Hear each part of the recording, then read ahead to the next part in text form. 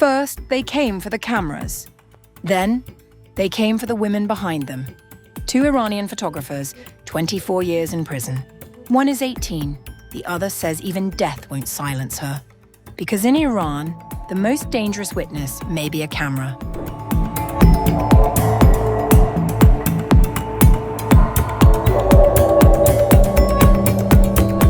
Two women photographers in Iran have been sentenced to a combined 24 years in prison in cases that rights groups say expose an escalating crackdown on the country's press.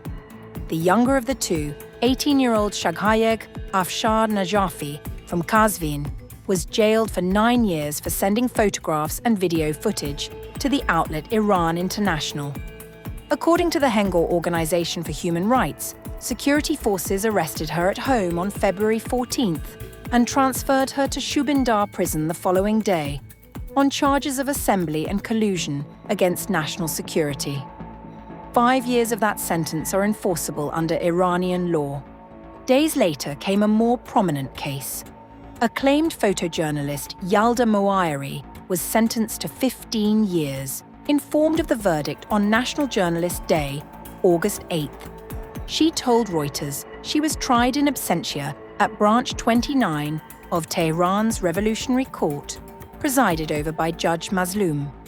The case against her traces back to January, when her photographs of protests in Tehran appeared in the French newspaper Le Monde.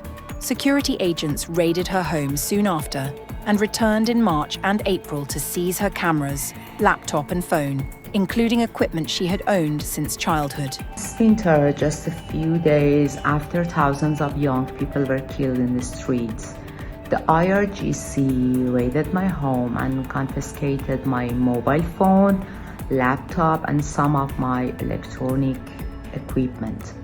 A month later, because I had taken photographs during the 44-day war, they raided my home again, this time without a warrant. On this occasion, they took everything, including even the cameras I had owned since childhood. Roya Boromand of the Abdurrahman Boromand Center for Human Rights said the case shows the judiciary acting openly as a tool of the state. It really shows an escalation in the crackdown.